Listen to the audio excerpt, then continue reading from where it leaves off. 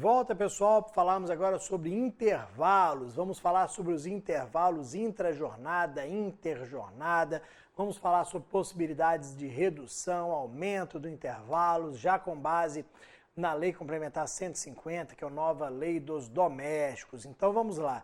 Primeiro, diferenciando aqui os intervalos. Nós temos os intervalos interjornada e intrajornada. Então temos o interjornada e o intrajornada. O intervalo interjornada consta no artigo 66 da CLT, que é, falando de grosso modo, de forma bem simples, o intervalo que nós temos de um dia para o outro.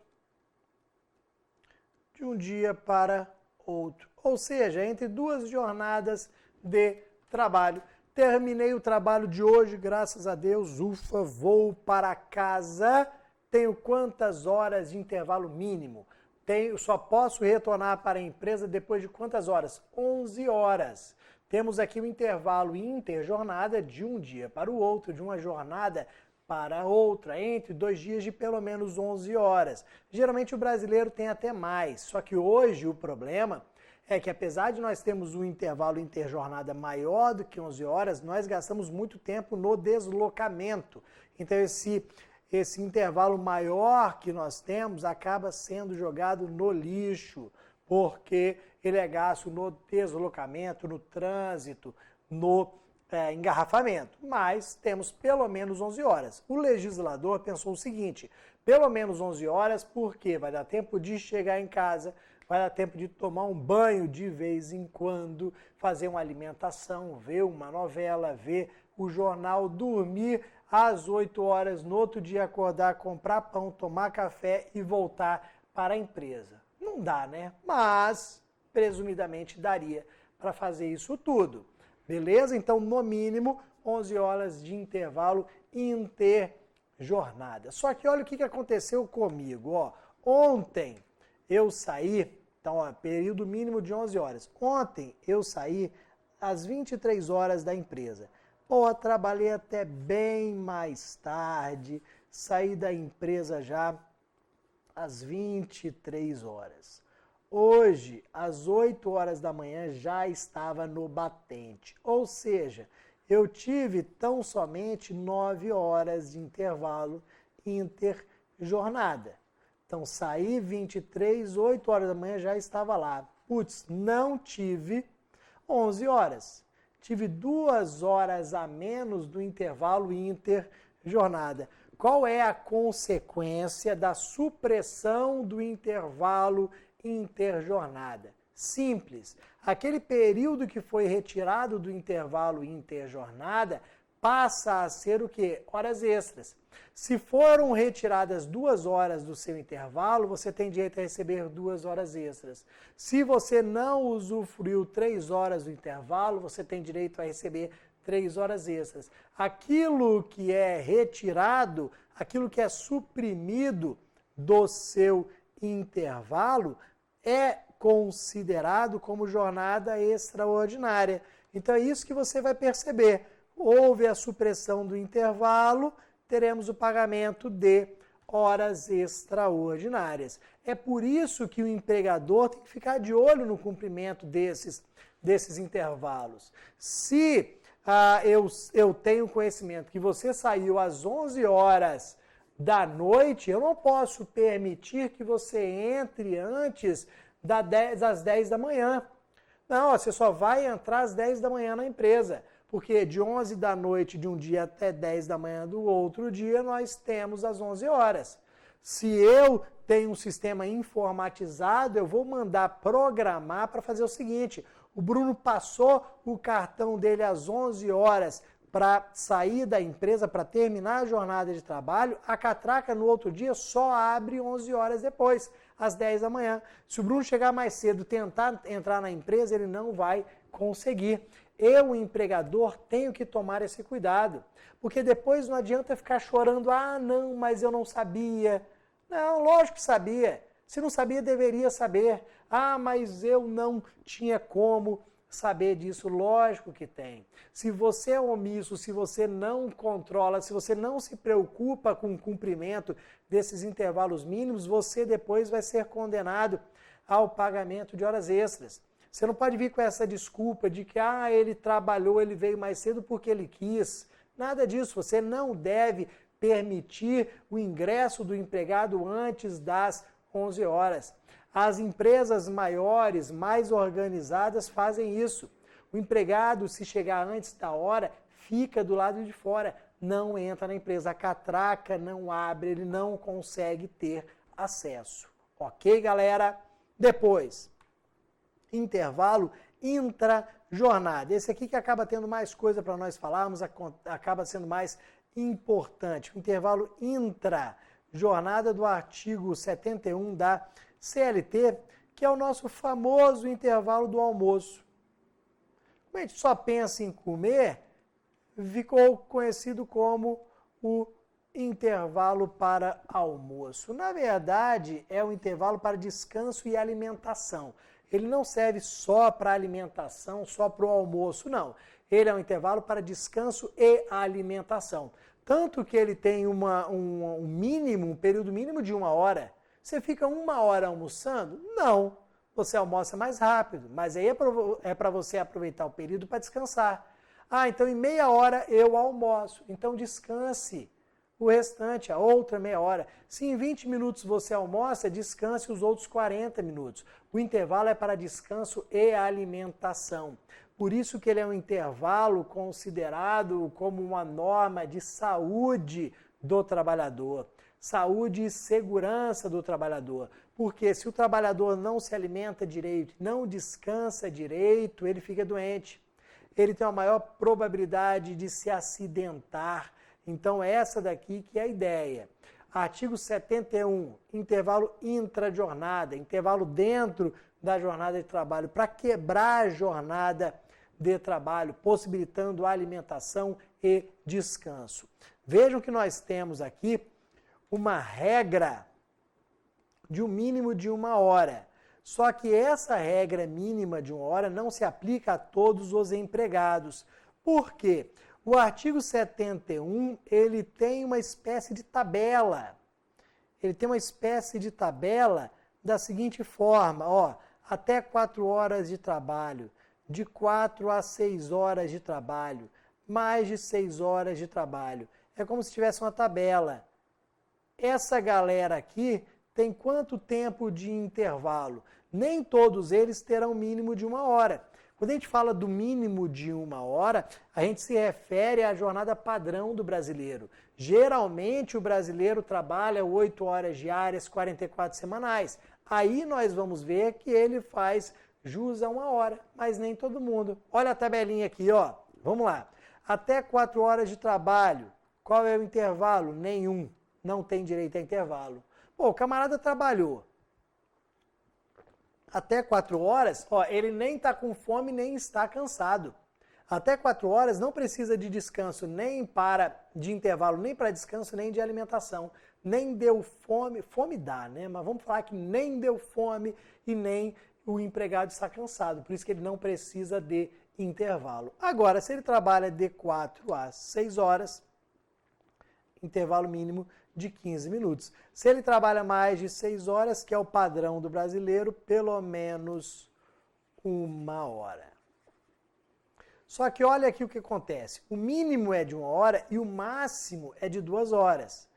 Entre 1 e 2 horas, entre o mínimo e o máximo, quem vai definir, galera? O empregador. É o empregador que define entre o mínimo de 1 hora e o máximo de 2 horas. Rapaz, é por isso que tem empregado que tem 1 hora de intervalo e tem empregado que tem 2 horas de intervalo. Exatamente. O empregador que define dentro do seu poder de organização.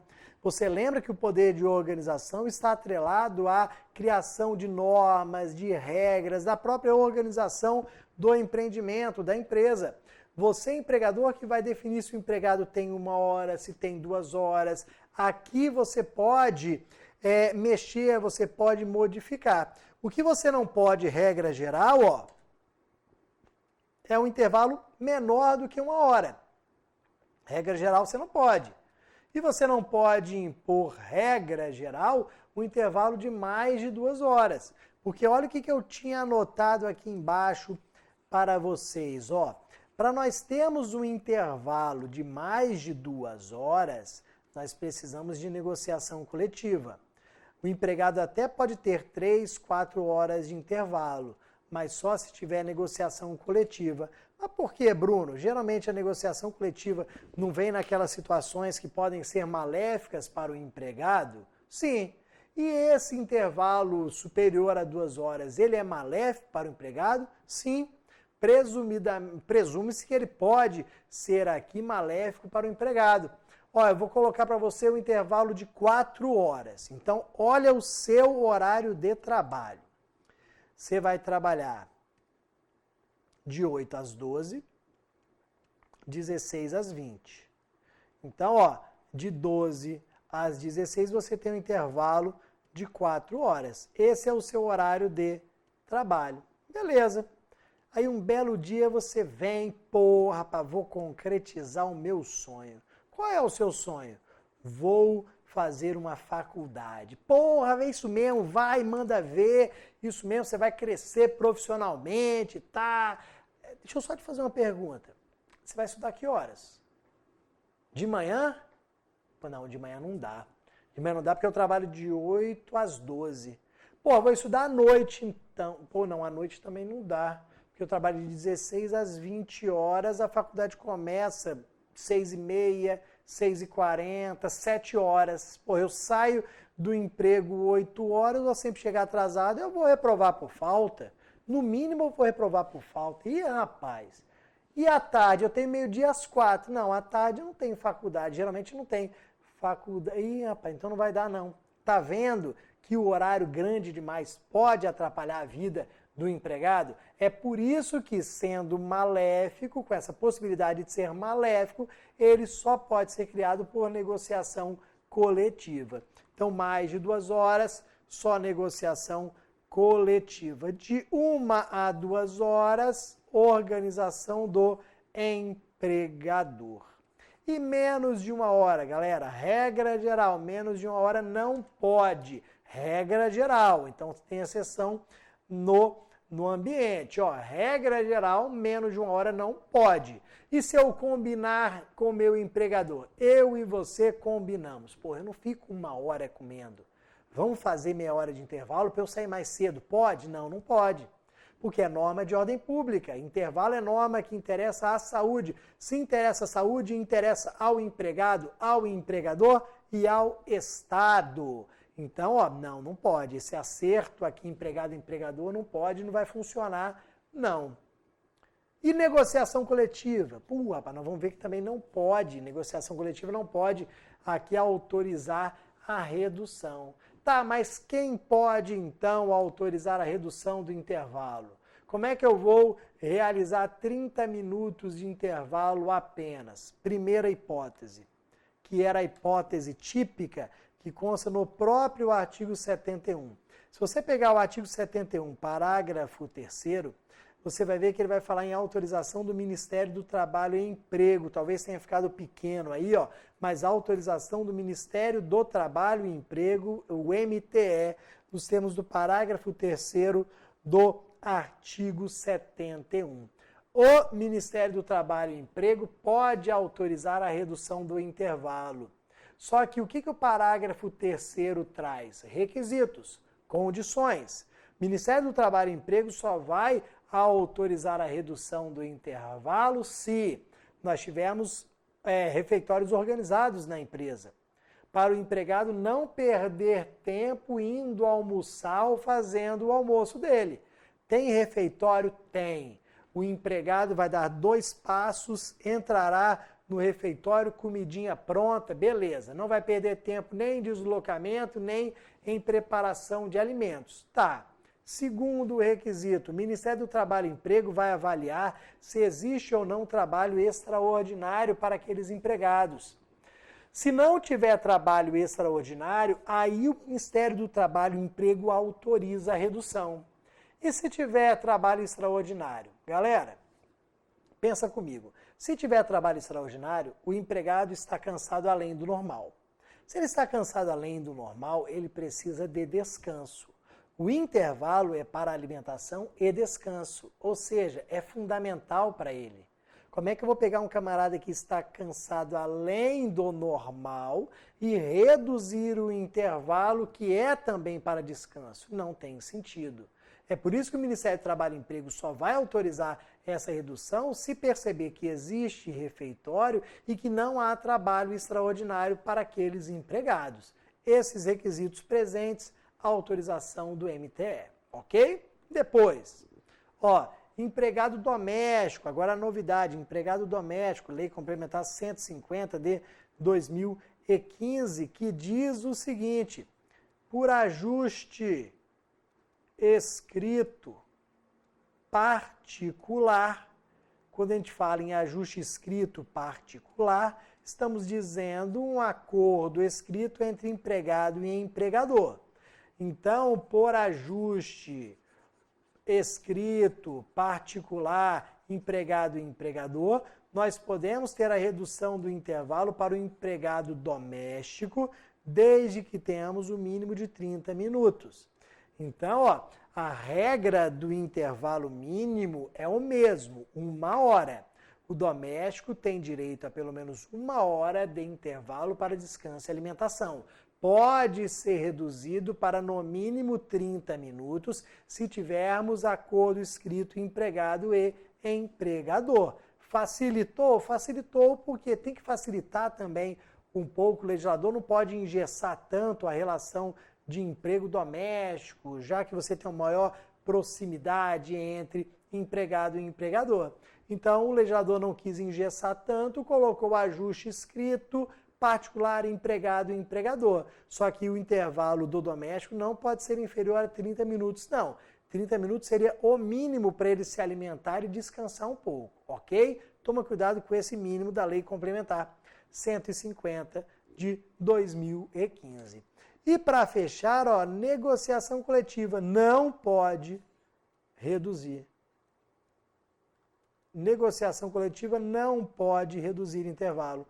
Não pode aqui autorizar a redução do intervalo de forma alguma. Súmula 437, inciso 2º do TST. Negociação coletiva, nos termos da súmula 437, inciso 2º, não tem o poder de reduzir o intervalo intrajornada, porque é matéria de saúde e segurança do trabalho que não pode ser negociada. Ok, galera? Voltamos daqui a pouquinho. Tchau, tchau.